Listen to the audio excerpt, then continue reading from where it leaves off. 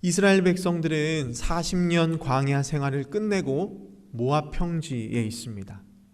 눈앞에 보이는 요단강만 건너가면 약속의 땅입니다. 그때 모세가 이스라엘 백성들을 불러 모아서 유언과도 같은 마지막 설교를 남깁니다. 이 설교들을 기록한 책이 신명기입니다. 신명기에는 총 3편의 설교가 있습니다. 그 중에 첫 번째 설교가 1장부터 4장까지의 말씀입니다. 모세는 이 첫 번째 설교에서 지난 40년 하나님께서 이스라엘을 어떻게 인도하셨는지를 돌아봅니다. 오늘 본문에서는 바산왕 옥과의 전투를 회상합니다. 왜 이 이야기를 다시 꺼내는 걸까요? 이스라엘은 곧 가나안 땅으로 들어가야 합니다. 들어가야 한다고 끝이 아니죠. 가나안에는 훨씬 더 강한 적들이 기다리고 있습니다. 그동안은 모세도 있었고 아론도 있었고 미리암도 있었는데 하나 둘씩 죽고 모세도 가나안에 들어가지 못한다고 합니다. 이제 새로운 지도자가 된 여호수아를 따라서 들어가야 되는데 아직 어리고 경험도 부족합니다. 이스라엘 입장에서는 두려울 수밖에 없었습니다. 그래서 모세가 바산왕 옥과의 전쟁 이야기를 다시 꺼냅니다. 바산왕 옥은 어떤 사람입니까? 당시 사람들이 이름만 들어도 벌벌 떨던 왕입니다. 고대 근동에서 바산은 거인들이 사는 땅으로 알려져 있었습니다. 11절을 보면 바산왕 옥의 침상은 너비가 2m, 길이가 4.5m나 되는 침상입니다. 오늘 우리가 사용하는 침대가 보통 2m 정도인데 4m 침대를 썼다는 건 큰 키를 가지고 있었다라는 뜻입니다. 또 11절에 보면 옥의 침대가 철로 되어 있었다라고 기록합니다. 철로 되어 있었다는 건 바산이 철을 다룰 줄 아는 나라였다. 철제 무기를 사용하는 강력한 나라였습니다. 게다가 4절, 5절 말씀을 보면 옥이 다스리는 땅은 견고한 성읍이 60개나 있었습니다. 자, 정리하자면 바산은 어떤 나라입니까? 병사들의 기골이 장대할 뿐만 아니라 강력한 철제 무기로 무장한 이스라엘이 지금껏 상대해 본 적 없는 강력한 나라였습니다. 그들과의 전쟁에서 어떻게 됐습니까? 3절 우리 하나님 여호와께서 바산왕 옥과 그의 모든 백성을 우리 손에 넘겨주셨다. 이스라엘이 승리했습니다. 말도 안 되는 일이 벌어졌습니다. 이스라엘은 제대로 된 군사훈련도 받은 적 없습니다.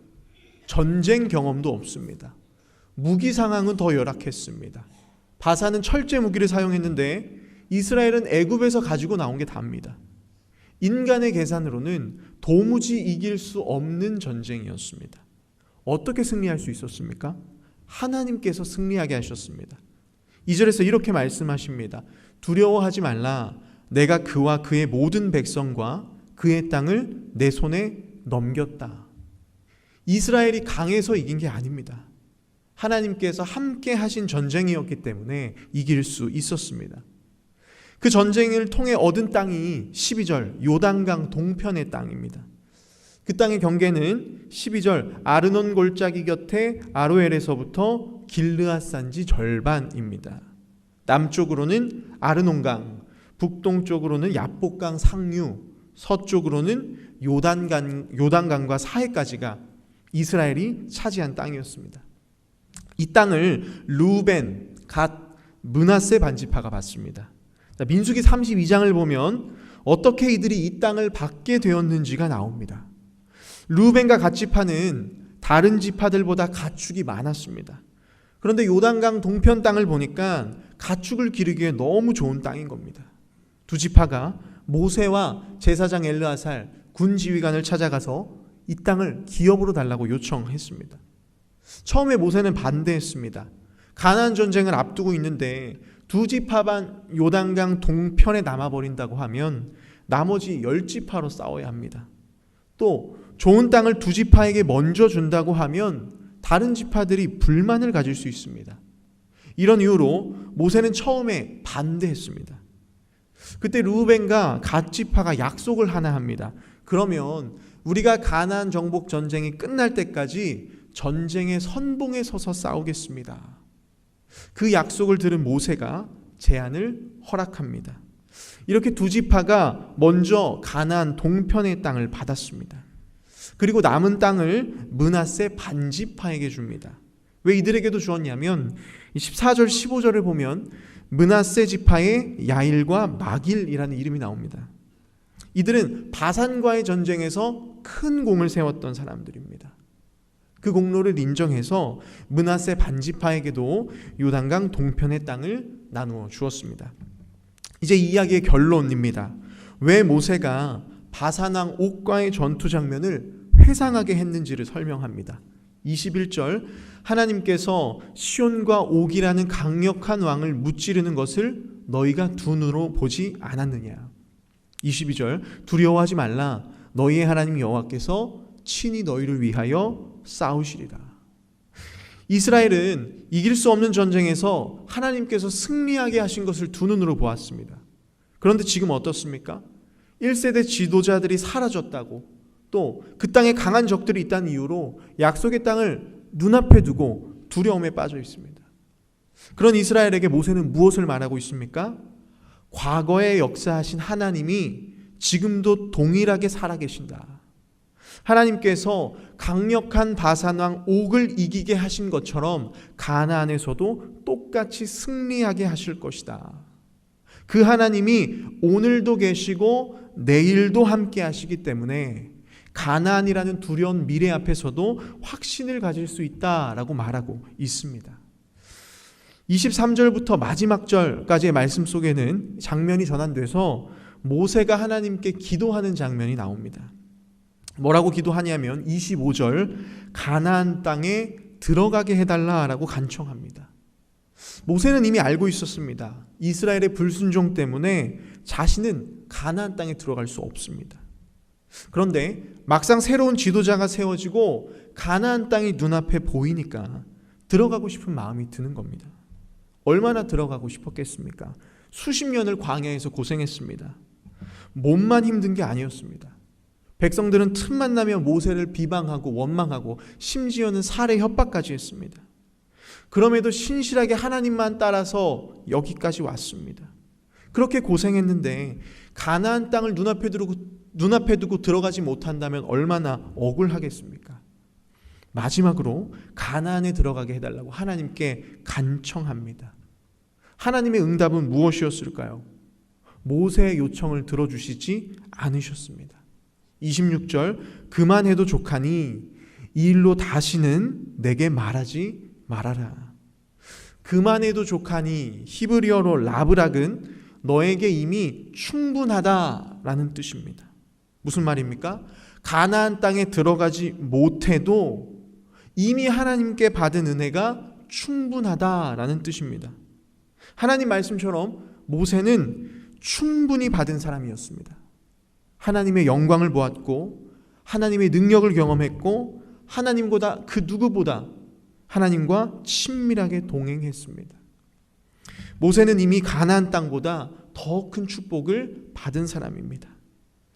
하나님은 가나안이라는 결과물보다 더 큰 축복은 하나님과 동행했던 시간이라는 사실을 깨닫게 해주셨습니다. 27절을 보면 가나안 땅에는 들어가지 못하지만 비스가산에서 그 땅을 볼 수 있게 해주십니다. 그러면서 모세의 마지막 사명이 무엇인지를 말씀하십니다. 28절, 여호수아를 담대하게 하고 강하게 하라. 모세의 마지막 사명은 가나안 땅을 밟는 것이 아니라 다음 세대를 거룩한 하나님 백성으로 세우는 일이었습니다. 마지막 신명기 34장을 보면 모세는 그 사명을 마치고 비스가산에서 가나안 땅을 바라보며 생을 마무리합니다. 말씀을 정리합니다. 이제 요단강만 건너면 가나안 땅입니다. 그렇게 열망하던 약속의 땅이 눈앞에 있는데 모세는 들어갈 수 없습니다. 다른 사람은 몰라도 모세는 들어가야 하는 거 아닙니까? 40년 몸고생, 마음고생하면서 가나안 땅만 보고 달려왔는데 그 심정이 어땠을까요? 나는 지금껏 뭘 한 거지? 나는 무엇 때문에 여기까지 왔지? 우리는 그것을 실패라고 부릅니다. 그러나 하나님은 그렇게 말씀하시지 않으셨습니다. 라브락, 너는 이미 충분하다. 모세야, 너는 가나안 땅을 밟지 못해도 너는 충분히 가치 있고 영광스러운 인생을 살았다라고 말씀하십니다. 우리에게 영광은 무엇입니까? 멋지게 가나안 땅에 입성하는 일입니다.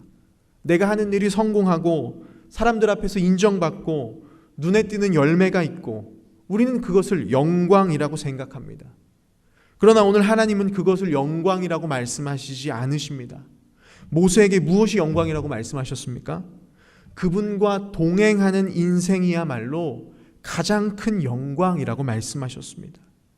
우리는 우리의 삶을 평가할 때 너무 쉽게 실패라고 결론 짓습니다. 바뀌지 않는 현실을 보고 또 아무리 기도해도 변하지 않는 저 사람을 보고 또 나를 보고 사역에 열매가 없고 기도에 응답이 없을 때 우리는 실패했다라고 생각합니다. 왜요? 하나님이 목적이 아니라 가나안이 목적이 되었기 때문입니다. 그래서 눈에 보이는 열매가 없으면 우리는 실패했다라고 판단합니다. 여러분, 하나님은 결과를 보시는 분이 아니라 과정을 보시는 분이십니다. 결과는 중요하지 않습니다. 우리가 하나님과 함께 걸어갔다면 그것이 성공이고 영광이고 하나님 앞에 충분한 삶입니다. 우리는 때로 무언가를 해내고 이루어야 한다는 조급함과 두려움에 사로잡힐 때가 있습니다. 날마다 홍해가 갈라져야 하고 매일 만나가 내리는 기적을 경험하길 원합니다. 그런데 생각해 봅시다. 죄인인 우리가 예수를 믿고 구원받은 것보다 더 큰 기적이 어디 있겠습니까? 오늘도 성령님께서 나와 함께 하신다라는 그 확신보다 더 큰 능력이 어디 있겠습니까? 우리는 부족한 사람들이 아닙니다. 이미 충분한 은혜를 받은 사람들입니다. 이 사실이 우리 가운데 깨달아질 때 우리는 감사할 수 있습니다. 여러분, 모세가 비스가산에서 죽기 직전 가나안 땅을 바라보면서 아쉬움으로 눈을 감았을까요? 저는 그렇지 않다고 믿습니다. 그의 마지막 표정은 감사와 기쁨으로 충만했을 것입니다. 나는 가나안을 밟진 못했지만 평생을 가나안을 누리며 걸어왔구나. 하나님과 동행했던 모든 순간이 가나안이었다라는 사실에 감사하며 눈을 감았을 거라고 믿습니다. 여러분, 오늘 우리의 상황이 모세처럼 가나안을 보지 못할 수 있습니다. 열매가 보이지 않을 수 있습니다. 기도 응답이 이루어지지 않을 수도 있습니다.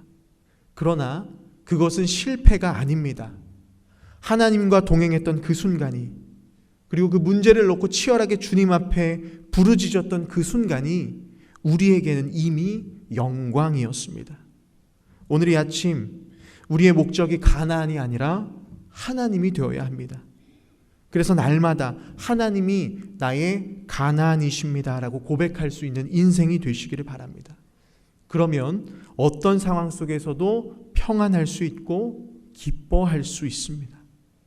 그런 충분한 인생을 살아가시는 사랑하는 모든 성도님들이 되시기를 주님의 이름으로 부탁드립니다.